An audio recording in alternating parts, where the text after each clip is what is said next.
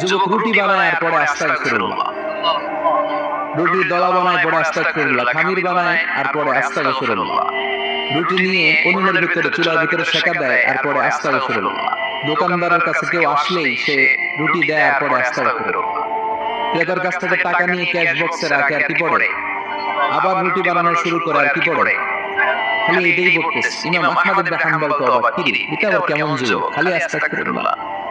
উনি প্রশ্ন করলেন, যুবক ঘটনা কি?